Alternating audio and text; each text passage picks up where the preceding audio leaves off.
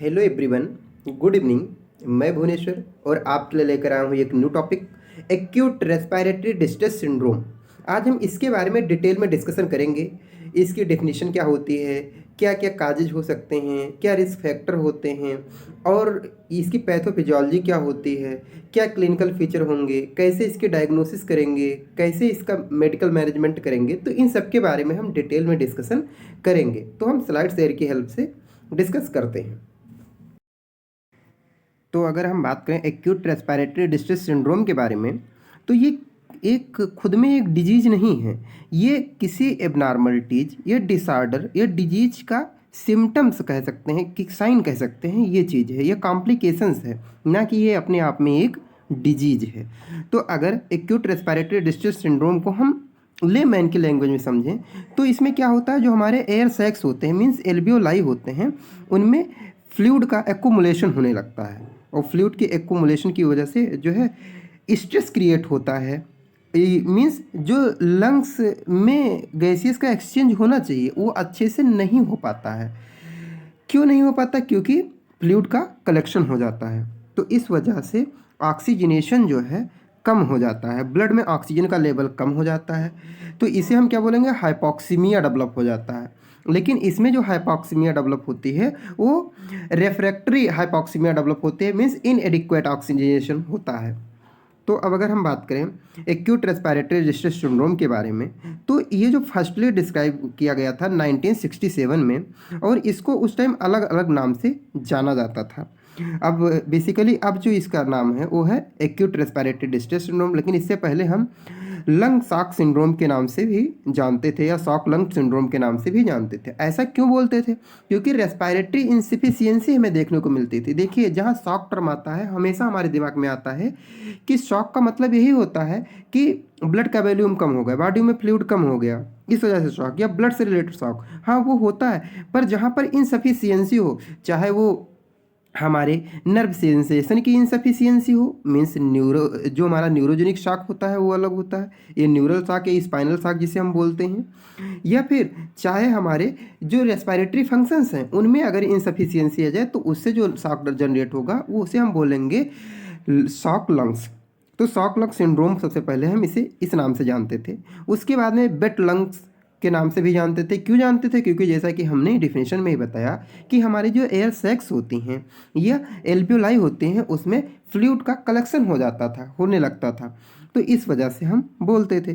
साथ ही साथ पोस्ट ट्रॉमेटिक लंग्स, जो पोस्ट ट्रॉमेटिक कंडीशन में क्या होता है आफ्टर आरटीए, कि एक कॉम्प्लिकेशंस के तौर पर acute respiratory distress syndrome develop होता था। तो इस वजह से अभी भी होता है, मतलब तो इस वजह से इसे हम पोस्ट ट्रॉमेटिक लंग्स सिंड्रोम या डिजीज के नाम से भी जानते हैं। देन इसका एक नाम आया कंजेस्टिव। कंजेस्टिव मतलब ये होता है बहुत ज़्यादा कंजेशन। दूसरा है एटलेक्टेसिस। एटलेक्टेसिस मीन्स होता है पार्शियल या complete collapse of the lungs, तो ये इस नाम से जाना जाता था। देन आया कैपिलरी लीक सिंड्रोम। इसमें क्या होता है, जो ब्लड कैपिलरीज होती हैं हमारे लंग्स के सराउंडिंग उनसे लीकेज होने लगता है। तो इसमें कंप्रेशन पड़ने की वजह से, प्रेशर जनरेट होने की वजह से, स्ट्रेस पड़ने की वजह से, तो इसके इस नाम से जाना जाता था। देन इसका नाम फिर हुआ एडल्ट हाइलाइन मेम्ब्रेन डिजीज, क्योंकि जो हाइलाइन मेम्ब्रेन होती है उसमें डिजीज डेवलप हो जाती है, इस वजह से इसे एडल्ट हाइलाइन मेम्ब्रेन डिजीज के नाम से जाना जाता था। पर अब जो है इसे एक्यूट रेस्पिरेटरी डिस्ट्रेस सिंड्रोम के नाम से जाना जाता है, और ये एक रीजन है एक्यूट रेस्पिरेटरी फेल्योर का। तो अब हम अगर इसके एक्चुअल डेफिनेशन की बात करें एक्यूट रेस्पिरेटरी डिस्ट्रेस सिंड्रोम के, तो acute respiratory distress syndrome is a sudden, means अचानक से होता है, progressive form of respiratory failure, मतलब sudden and progressive form of respiratory failure, अचानक से होगा और जो रेस्पिरेटरी फेल्योर की प्रोसेस है वो धीरे धीरे प्रोग्रेस करेगी। और इसका सिम्टम्स हमें क्या देखने को मिलेंगे इस कंडीशन में? डिजनिया। डिजनिया मीन्स होता है शॉर्टनेस ऑफ ब्रीथ या ब्रीथलेसनेस, तो ये हमें देखने को मिलेगा। साथ ही साथ रेफ्रैक्टरी हाइपोक्सीमिया मीन्स जो हमारे ब्लड हैं, ब्लड में ऑक्सीजन का लेवल जो है वो लो होगा, मीन्स इनएडिक्वेट होगा। साथ ही साथ डिफ्यूज बायलेटरल इन्फिल्ट्रेट भी हमें देखने को मिलेगा।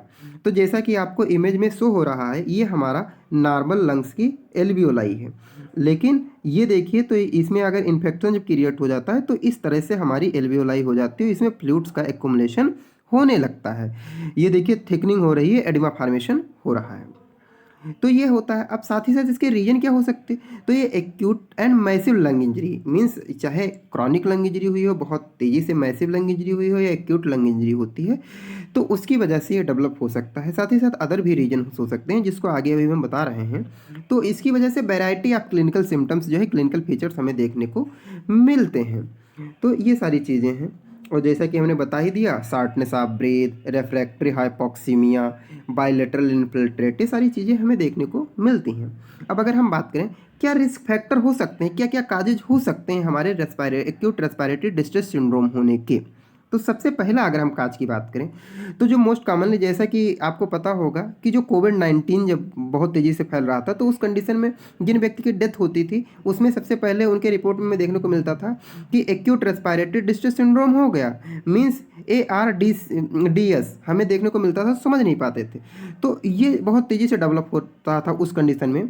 तो इसके जो मेन काजेज है वो यह बैक्टीरियल या वायरल इन्फेक्शन हो जाए। जैसा कि आपको पता है जो बैक्टीरियल इन्फेक्शन होता है, जैसा कि स्ट्रेप्टोकोकस निमोनी, वो निमोनिया क्रिएट करता है। तो सबसे पहले कोविड के पेशेंट में निमोनिया के चांसेस हमें देखने को मिलते थे, या ये वायरल निमोनिया भी हो सकते हैं, मीन्स किसी को अपर रेस्पिरेटरी ट्रैक इन्फेक्शन हुआ, मीन्स इन्फ्लुएंजा वगैरह की वजह से, और उसकी वजह से फिर जो है लोअर रेस्पिरेटरी ट्रैक इन्फेक्शन हो जाते थे। तो निमोनिया मेन काजेज होता है इसका जो है। तो इसके वायरल भी हो सकते हैं, बैक्टीरियल भी हो सकते हैं। खासकर हमें कोविड में वायरल इन्फेक्शन की होने की वजह से निमोनिया, और उसकी वजह से एक्यूट रेस्पिरेटरी डिस्ट्रेस सिंड्रोम भी देखने को मिलता था। साथ ही साथ अगर हम बात करें तो वायरस बैक्टीरिया के अलावा भी फंगल निमोनिया भी हो सकती है, उसकी वजह से भी देखने को मिल सकता है। तो ये देखिए हमारा नॉर्मल लंग्स टिश्यूज है, और ये देखिए पल्मोनरी जो है कंट्यूजन हमें देखने को मिलता है आफ्टर जो है इन्फेक्शन। अगर हम बात करें तो जो हमारा इम्बोलिज्म है, जैसा कि आपको पता है हमारे बॉडी में जो ब्लड कैपिलरीज होती हैं वहाँ पर क्या होता है कि वहाँ पर थ्रम्बस का फॉर्मेशन होता है। मीन्स जो हमारे वेनस फ्लक्सेस होते हैं, आर्टिकुलर फ्लक्सेस होते हैं, तो वहाँ पर क्या होता है, थ्रम्बस का फॉर्मेशन होता है। वही थ्रम्बस अगर डिटैच होकर के हमारे ब्लड स्ट्रीम के थ्रू अदर बॉडी पार्ट में ट्रेवल करने लगे तो उसे इम्बोलस बोलते हैं, या अदर और फैट इम्बोलिज्म भी हो सकता है। तो उसकी वजह से अगर हमारी पल्मोनरी आर्टरीज में अगर ऑब्स्ट्रक्शन क्रिएट हो रहा है, पल्मोनरी वेन्स में ऑब्स्ट्रक्शन क्रिएट हो रहा है, तो उसे पल्मोनरी एम्बोलिज्म बोल देते हैं। तो उसकी वजह से भी क्रिएट हो सकता है एक्यूट रेस्पिरेटरी डिस्ट्रेस सिंड्रोम। साथ ही साथ एस्पिरेशन अगर किसी व्यक्ति को हुआ है या करवाया है तो उस कंडीशन में भी चांसेस होते हैं, एस्पिरेट अगर हुआ है तो।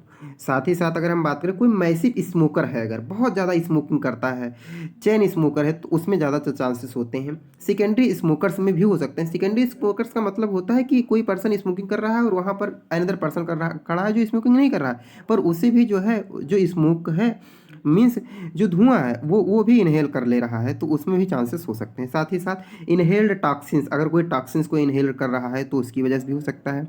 साथ ही साथ prolonged exposure to the high concentration of oxygen. देखिए ऑक्सीजन हमारे क्या कहते हैं हम कि ऑक्सीजन लाइफ सेविंग गैस है, पर अगर उसका प्रोलॉन्ग हाई एक्सपोजर है, बहुत ज़्यादा एक्सपोजर ऑक्सीजन का हो रहा है, तो उस कंडीशन में भी दिक्कत हो सकती है, जिसे बोलते हैं ऑक्सीजन टॉक्सिसिटी।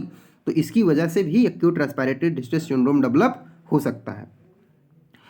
अब हम बात करें अगर कि और क्या काजेज हो सकते, तो ये हमारा डायरेक्ट था, डायरेक्ट दिक्कतें हो सकती थी। अब बात करें अगर इनडायरेक्ट पल्मोनरी ट्रामा की बात करें अगर, तो इसमें क्या सेप्सिस हो सकता है, मीन्स हमारे ब्लड में ब्लड बार्न इन्फेक्शन था, बहुत सारे इन्फेक्शन हो सकते हैं, वायरल इन्फेक्शन, बैक्टीरियल इन्फेक्शन हमारे ब्लड में थे, और उसकी वजह से हमारे लंग्स टिश्यूज को भी अफेक्ट किए, और उसकी वजह से वहाँ पर जो हमारी एल्वियोलाई थी उनमें डिस्ट्रक्शंस होने लगा, और साथ ही साथ लेटर स्टेज में फ्लूइड का एक्युमुलेशन होने लगा, तो हो सकता है। साथ ही साथ किसी व्यक्ति को अगर शॉक हो गया है, नॉर्मली अगर शॉक हो गया है, तो उस कंडीशन में भी डेवलप होने के चांसेस रहते हैं।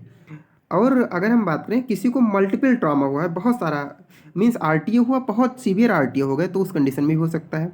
साथ ही साथ डिसेमिनेटेड इंट्रावेस्कुलर कागुलेशन अगर किसी पेशेंट को इस तरह से अगर हमें देखने को मिलता है, जैसा कि आपको इमेज में देख रहा है, तो इस कंडीशन में भी हमें देखने को मिल सकता है। साथ ही साथ अगर किसी पेशेंट को हमारे जो वाइटल्स आर्गन हैं उनमें इन्फेक्शन है, जैसे पैनक्रियाटाइटिस मान लीजिए किसी को है, या तो पैनक्रियाटाइटिस कंडीशन है, मीन्स पैनक्रियाज में इन्फ्लेमेशन हो गया है, इन्फेक्शंस क्रिएट हैं, तो उस कंडीशन में भी हमें एक्यूट रेस्पिरेटरी डिस्ट्रेस सिंड्रोम देखने को मिलते हैं। साथ ही साथ किसी को यूरेमिया है, तो उस कंडीशन में भी देखने को मिलता है। अगर कोई ड्रग का ओवरडोज ले रहा है, ड्रग टॉक्सिसिटी हो गया है, तो उस कंडीशन में भी हो सकता है। उस एनाफाइलैक्सिस कंडीशन में भी हो सकता है, मीन्स एलर्जिक कंडीशन, कोई एलर्जन है या ड्रग की वजह से ड्रग एलर्जी हो गई, या कोई अदर फॉरेन पार्टिकल्स हमारे बॉडी में एंटर किया जिसकी वजह से हमें क्या कहते हैं हाइपर सेंसिटिविटी है उस चीज़ से, तो उस कंडीशन में भी हमें एक्यूट रेस्पिरेटरी डिस्ट्रेस सिंड्रोम देखने को मिलता है।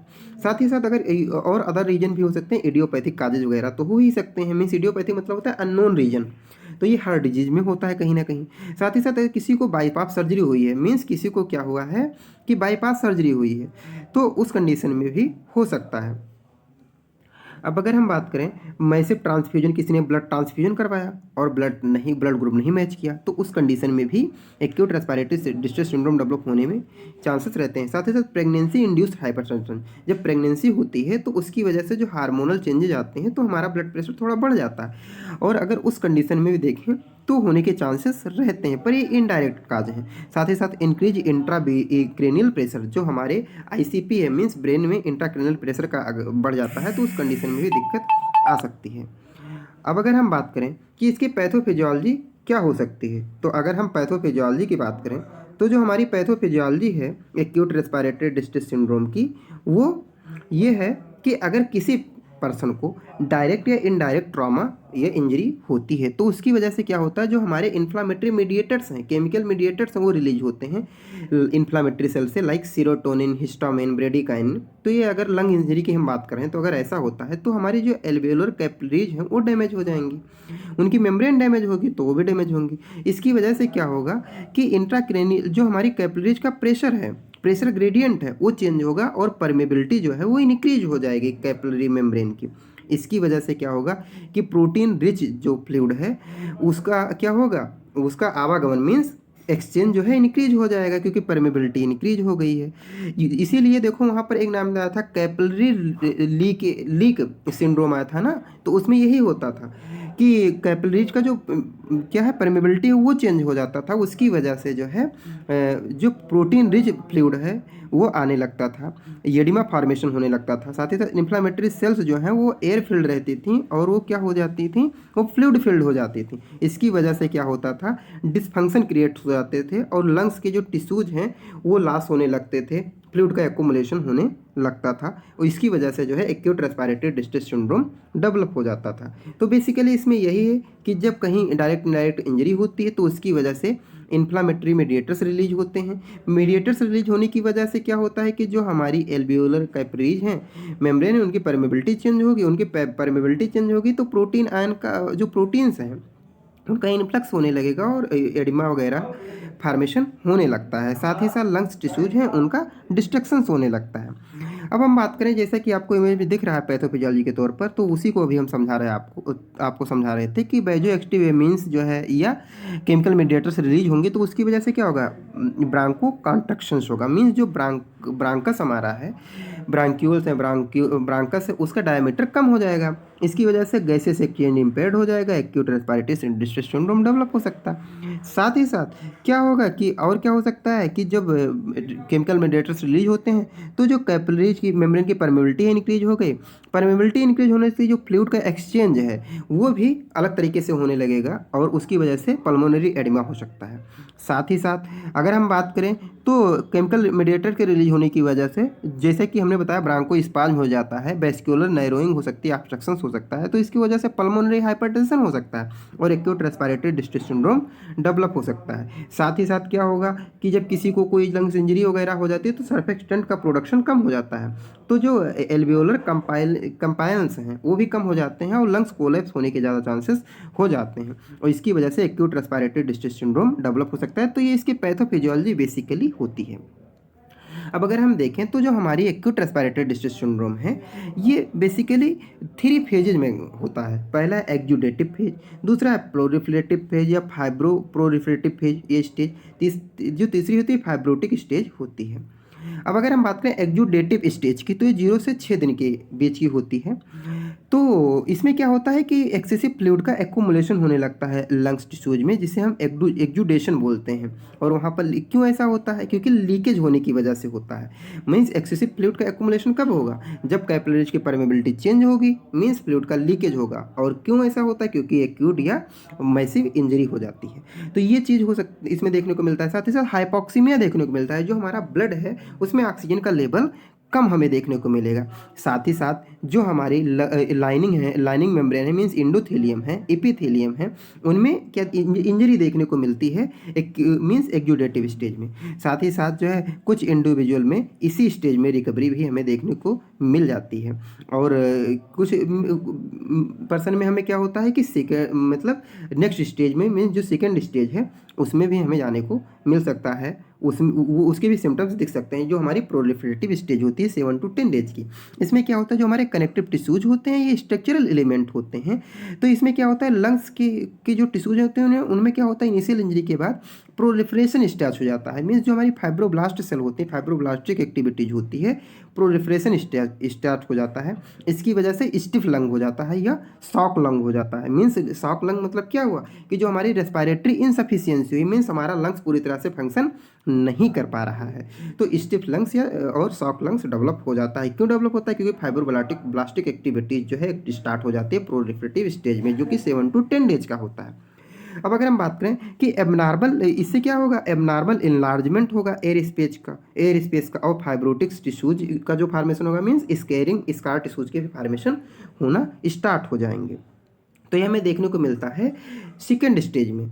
थर्ड स्टेज हमारी आती है फाइब्रोटिक स्टेज, जो कि 10 to 14 डेज होती है, इससे ज़्यादा भी हो सकती है। इसमें जो है इन्फ्लामेशन हमारा रिजॉल्व हो जाता है और ऑक्सीजनेशन जो है थोड़ा इम्प्रूव होता है। तो ये सारी चीज़ें हमें देखने को मिलती हैं। साथ ही साथ जो लंग्स का फंक्शन है वो थोड़ा इम्प्रूव हमें देखने को मिलता है, लेकिन लंग्स का फंक्शन जो है 6 to 12 मंथ जो है के बाद ही हमें इम्प्रूव होता है अगर रेस्पिरेटरी फेल्योर हुआ है तो। और ये भी डिपेंड करता है कि कितना सीवियरिटी था, इंजरी की कितनी सीवियरिटी थी, कितना एक्यूट रेस्पिरेटरी डिस्ट्रेस सिंड्रोम हुआ था, किस टाइप का रेस्पिरेटरी फेल्योर हुआ था, टाइप 1, टाइप 2, टाइप 3, टाइप 4, क्या रीजन था, ये सारी चीज़ों पर डिपेंड करता है। साथ ही साथ जो है जो फाइब्रोटिक चेंजेस हैं ये भी वेरी करते हैं। जिस टाइप की इंजरी होगी उसी अकॉर्डिंग फाइब्रोटिक चेंजेस हमें देखने को मिलेंगे। तो ये कुछ स्टेजेस थी। अब हम बात करते हैं क्या क्या क्लिनिकल सिम्टम्स देखने को मिलेंगे, क्लिनिकल फीचर्स क्या हो सकते हैं हमारे एक्यूट रेस्पिरेटरी डिस्ट्रेस सिंड्रोम के। तो सबसे पहले अगर हम बात करें तो अर्ली सिम्टम्स या साइन जो है हमें देखने को मिलेंगे रेस्टलेसनेस, मीन्स पेशेंट को बहुत ज़्यादा रेस्टलेसनेस फील होगी। साथ ही साथ डिजनिया मीन्स ब्रीदिंग डिफिकल्टी उसे थोड़ी ज़्यादा होगी, ब्रीद लेने शार्टनेस ऑफ ब्रीद होगी, ब्रीदलेसनेस उसे फील होगा। साथ ही साथ लो ब्लड प्रेशर भी फील हो सकता है और पेशेंट को कन्फ्यूजन भी हो सकता है। साथ ही साथ एक्सट्रीम टायर्डनेस पेशेंट फील करेगा, जैसे लगेगा कितना ज़्यादा बोरियत उसे फील हो रही है, ये सारी चीज़ें। साथ ही साथ मूड स्विंग कर सकता है पेशेंट का, डिसओरिएंटेशन हो सकता है, मीन्स जो पेशेंट का बिहेवियर है पूरा वो पूरा हमें चेंज देखने को मिलेगा। साथ ही साथ अगर हम बात करें, अगर पेशेंट को निमोनिया की वजह से एक्यूट रेस्पिरेटरी डिस्ट्रेस सिंड्रोम हुआ है तो कफ हमें देखने को मिलेगा और फीवर भी देखने को पेशेंट में मिलेगा। साथ ही साथ अगर लेटर साइन सिम्टम्स की बात करें तो सीवियर डिफिकल्टी होगी ब्रीदिंग में, ठीक है, रैपिड ब्रीदिंग होने लगेगी, मीन्स टेकिपनिया हो जाएगा। जैसा आपको पता है कि जब हमारा हार्ट रेट बढ़ता है तो उसे टेकिकार्डिया बोलते हैं, लेकिन जो हमारा ब्रीदिंग रेट बढ़ता है तो उसे टेकिपनिया बोलते हैं। शार्टनेस ऑफ ब्रीदिंग होगी, टेकिकार्डिया भी देखने को मिलेगा। साथ ही साथ आपको मेटाबॉलिक एसिडोसिस हो सकता है, जो स्पुटम है वो थिक हमें मिल सकते हैं, साइनोसिस देखने को मिल सकता है, मीन्स लिप्स वगैरह पर, नेल पर और स्किन पर जो है ब्लूइश कलरेशन हमें देखने को मिल सकता है। साथ ही साथ ब्लूइश कलरेशन क्यों होगा, साइनोसिस क्यों होगी, क्योंकि जो हमारे ऑक्सीजन है मतलब ब्लड है उसमें ऑक्सीजन का लेवल कम रहेगा इसलिए। साथ ही साथ एबनॉर्मल ब्रीथ साउंड हमें सुनने को मिल सकता है, जैसे क्रेकल्स वगैरह हैं तो ये हमें देखने को मिल सकते हैं, सुनने को मतलब मिल सकते हैं जब हम अस्कल्टेशन करेंगे तो। साथ ही साथ जो पार्शियल प्रेशर ऑफ CO2 है वो थोड़ा डिक्रीज होगी हमें, और पार्शियल प्रेशर ऑफ O2 है वो भी डिक्रीज होगा, O2 का थोड़ा ज़्यादा डिक्रीज होता है, इसी वजह से हमें एल्केलोसिस हमें देखने को मिलती है। और CO2 का प्रेशर डिक्रीज होता है, पार्शियल प्रेशर, इसी वजह से एल्कोलोसिस देखने को मिलती है। अब हम बात करें कि डायग्नोसिस कैसे करते हैं। अगर किसी पेशेंट को एक्यूट रेस्पिरेटरी डिस्ट्रेस सिंड्रोम है तो लगभग डायग्नोसिस कैसे करेंगे। तो अगर डायग्नोसिस की बात करें कंप्लीट, तो पहले सबसे पेशेंट हमारे पास आएगा तो उसकी हम कंप्लीट हिस्ट्री लेंगे, साथ ही साथ फिजिकल एग्जामिनेशन करेंगे। देखिए मेडिकल में फिजिकल एग्जामिनेशन बहुत ज़्यादा जरूरी होता है। तो फिजिकल एग्जामिनेशन के तौर पर हम अस्कल्टेशन करते हैं, मीन्स जो हमारा स्टेथोस्कोप है उसकी हेल्प से जो है हम हार्ट साउंड, लंग साउंड सुनते हैं। तो लंग्स की जो एबनॉर्मल साउंड है जैसे व्हीजिंग, क्रेकल्स, उसको हम सुनेंगे। साथ ही साथ जो है जो हम टेस्ट करवाएंगे वो एबीजी एनालिसिस करते हैं, means atrial blood gas analysis करते हैं। इसमें हम देखते हैं कि हमारे ऑक्सीजन का परसेंटेज कितना है, CO2 कितना है, ये सारी चीज़ें हम एसेस करते हैं, एसिड बेस बैलेंस वगैरह। साथ ही साथ ब्लड टेस्ट करते हैं, CBC वगैरह कंप्लीट ब्लड टेस्ट करेंगे, उसकी तब उसी हेल्प से हम देखेंगे। साथ ही साथ चेस्ट एक्सरे हम करवाएंगे, CRX, उसकी CXR मतलब उसकी तरह हेल्प से हम देखेंगे। साथ ही साथ ब्रांकोस्कोपी करके भी हम देख सकते हैं। दिक्कत हमें अगर ज़रूरत है तो CT स्कैन वगैरह भी हम करवा सकते हैं अदर इन्वेस्टिगेशन के लिए। स्पुटम कल्चर एंड एनालिसिस भी करवाएंगे अगर हमें कोई बैक्टीरियल इन्फेक्शन देखने को मिलता है, वायरल इन्फेक्शन। तो साथ ही साथ इकोकार्डियोग्राम मीन्स ECG भी हम देखेंगे पेशेंट का क्या हो रहा है। तो ये सारी चीज़ें हैं। अब हम मैनेजमेंट की बात करते हैं, मैनेजमेंट कैसे करेंगे।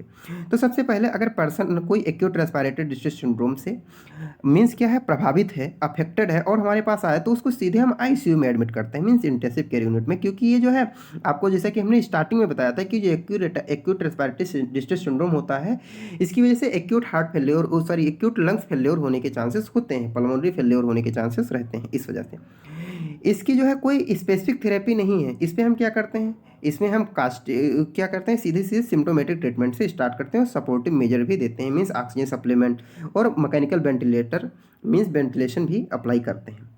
साथ ही साथ पोजिशनिंग स्ट्रेटजी भी अप्लाई करते हैं, मीन्स पेशेंट को turn patient from the supine to prone, supine से प्रोन में टर्न करेंगे। Another position is lateral rotation therapy भी पेशेंट को हम देते हैं। साथ ही साथ फ्लूइड थेरेपी देते हैं अगर पेशेंट को नीड है तो, मीन्स ऑक्सीजन ब्लड चढ़ा सकते हैं, प्लाज्मा चढ़ दे सकते हैं, नॉर्मल सैलाइन दे सकते हैं, मतलब जो ज़रूरत है उसके अकॉर्डिंग। साथ ही साथ प्रोन पोजीशन क्यों हम देते हैं, इसका क्या है, तो प्रोन पोजीशन की वजह से about 2/3 of patient with acute respiratory distress syndrome their oxygenation after being pressed in a prone position. Means अगर मान लीजिए किसी को 50 पेशेंट तो उनका 2/3 पार्ट जो है मीन्स 30 to 35 पेशेंट जो है उनमें हमें देखने को मिलेगा, अगर उनको प्रोन पोजीशन में करते हैं तो उनमें ऑक्सीजनेशन जल्दी आ जाता है, तो ये देखने को मिलता है। साथ ही साथ ऐसा क्यों होता है, क्योंकि increase functional residual capacity increase हो जाती है और पोजीशन चेंज करने की वजह से डायफ्रागमेटिक जो मोशन है वो भी हो सकता है, परफ्यूजनल रीडिस्ट्रीब्यूशन होता है इसकी वजह से। साथ ही साथ इम्प्रूव सिक्रेशन जो है क्लियर होने के जो थोड़ा चांसेस बढ़ जाते हैं प्रोन पोजीशन में, इसलिए prone position more than supine position, prone position ज़्यादा अच्छी होती है और सुपाइन पोजीशन के कंपेयर में एक्यूट रेस्पिरेटरी डिस्ट्रेस सिंड्रोम में, इसलिए देते हैं। साथ ही साथ लेटरल रोटेशन थेरेपी इसलिए देते हैं, इसकी वजह से जो पास्चुरल ड्रेनेज है वो सिक्रेशन को मोबिलाइज करने में हेल्प करेगा और जो कि बेसिकली जो पास्चुरल ड्रेनेज की पोजीशन होती है, जैसे कि हम लोग जानते हैं मोस्टली हम क्या करते हैं या तो लेटरल पोजीशन में ही ज़्यादातर हम पेशेंट की पोजीशन रखते हैं, तो उस कंडीशन में भी हो सकता है। साथ ही साथ लेटरल मूवमेंट बेड साइड में जो है 18 to 24 आवर सोलोली जो है लेटरली मूवमेंट भी करवा सकते हैं, बेड साइड मूवमेंट करवा सकते हैं, तो ये सारे रीजन होते हैं। साथ ही साथ रही बात जो हम पास्चुरल ड्रेनेज देते हैं वो अदर पोजीशन में भी दे सकते हैं, पर लोब्स वाइज अगर देखें तो लेटरल पोजीशन ज़्यादा कंफर्टेबल होता है। अब अगर हम बात करें फ्लूइड मैनेजमेंट की, तो जैसा कि हमने बताया कि पेशेंट को जैसी ट्रीटमेंट की नीड होगी उस तरह से हम उसको फ्लूइड देंगे। अगर प्लाज्मा की नीड है तो प्लाज्मा, नॉर्मल सैलाइन की नीड है तो नॉर्मल सैलाइन, ब्लड की होल ब्लड की नीड है तो होल ब्लड, या RBC की नीड है तो RBC, मतलब जो ज़रूरत है उसके अकॉर्डिंग हम पेशेंट को देंगे। और साथ ही साथ ये देखेंगे पेशेंट को किस वजह से acute respiratory distress syndrome develop हो रहा है, मीन्स न्यूमोनिया की वजह से है, इनहेलेशनल इंजरी कोई है या अदर कोई है, तो उसकी वजह से क्या ऑब्स्ट्रक्शंस आ रहे हैं, तो उसके अकॉर्डिंग हम देंगे ट्रीटमेंट। तो ये सारी चीज़ें हैं। अब हम बात करते हैं कि रेस्पिरेटरी थेरेपी में और क्या क्या दे सकते हैं। तो इसमें ऑक्सीजन का जो मेन हमारा गोल यही होता है कि ऑक्सीजन लेवल को मेंटेन करें, तो ऑक्सीजन का जो ऑक्सीजन एडमिनिस्ट्रेशन करते हैं बाय ऑक्सीजन सिलेंडर के थ्रू। फिर SpO2 जो है मॉनिटर करते रहते हैं पल्स ऑक्सीमीटर करते हुए। साथ ही साथ जो है ऑक्सीजन का कंसंट्रेशन हम चेक करते रहते हैं, कम तो नहीं हो रहा, और ऑक्सीजन का कंसंट्रेशन जो है जो पार्शियल प्रेशर ऑफ O2 है वो 60 mmHg, ये इससे ग्रेटर ही होना चाहिए, इससे कम नहीं होना चाहिए, ये हमारी कोशिश रहती है। तो ये सारी चीज़ें हम चेक करते रहते हैं और साथ ही साथ ये भी हम देखते रहते हैं कि ऑक्सीजन टॉक्सिसिटी तो नहीं हो रही, ऑक्सीजन का लेवल तो नहीं इंक्रीज होएगा, जैसा कि एटियोलॉजी में भी हमने देखा था कि ऑक्सीजन टॉक्सिसिटी होने की वजह से भी acute respiratory distress syndrome develop हो रहा था। तो ये सारी चीज़ें हैं। साथ ही साथ हम बात करें अगर मेडिकेशंस की, कौन कौन से मेडिसिन वगैरह देते हैं, तो जैसा कि हमने स्टार्टिंग में बताया सिम्टोमेटिक ट्रीटमेंट देते हैं स्टार्टिंग में। तो क्योंकि पेशेंट की नॉर्मल पहले स्थिति लानी है, उसके बाद जो है उसके जो मेन है उसका ट्रीटमेंट तो करना ही है। तो इसमें हम एंटीबायोटिक्स दे सकते हैं अगर बैक्टीरियल इन्फेक्शन है तो, साथ ही साथ एंटी इन्फ्लामेटरी ड्रग्स दे सकते हैं, कार्टिकोस्टेरॉइड वगैरह दे सकते हैं, डायूरेटिक्स दे सकते हैं। साथ ही साथ हम अगर हाइपोटेंशन है तो एंटी हाइपरटेंसिव ड्रग दे देंगे, मतलब सॉरी, अगर हाइपोटेंशन है, ब्लड प्रेशर कम है तो हाइपरटेंशन के लिए जो ड्रग होती हैं उनको देंगे। एंटी एंजाइटी ड्रग दे सकते हैं, मसल रिलैक्सेंट दे सकते हैं अगर ब्रांको स्पाज्म वगैरह जैसा कि अभी डेवलप हो रहा था, ब्रांको डायलेटर देंगे क्योंकि ब्रांको स्पाज्म ही डेवलप हो रहा था उसमें पैथोफिजियोलॉजी में, इस वजह से। तो ये सारी चीज़ें ड्रग देते हैं। अब बहुत सारे कॉम्प्लिकेशंस हैं जो डेवलप हो जाते हैं पेशेंट को। क्या हो सकता है? नोजोकोमियल निमोनिया हो सकता है। जैसे कि आपको पता है नोजोकोमियल इन्फेक्शन जो होता है उसे हॉस्पिटल एक्वायर्ड इन्फेक्शन के नाम से भी जानते हैं, मीन्स हॉस्पिटल में जाने के बाद इन्फेक्शन हुआ। तो इस वजह से जो हॉस्पिटल एक्वायर्ड इन्फेक्शन है वो भी एक तरह से कॉम्प्लिकेशन है, तो उस तौर पर नोजोकोमियल निमोनिया भी हो सकती है, बैरो ट्रामा भी हो सकता है, रीनल फेल्योर भी हो सकता है। अदर कॉम्प्लिकेशन मतलब ऑक्सीजन टॉक्सिसिटी भी हो सकती है जैसा कि आपको बताया, स्ट्रेस हो सकता है, अल्सर हो सकता है, ट्रेकियल अल्सरेशन भी हो सकता है, ब्लड क्लॉट का फॉर्मेशन हो सकता है जिसकी वजह से डीप वेन थ्रोम्बोसिस और थ्रोम्बस अगर वहाँ डिटेच हो गया तो पल्मोनरी एम्बोलिज्म भी क्रिएट कर सकता है।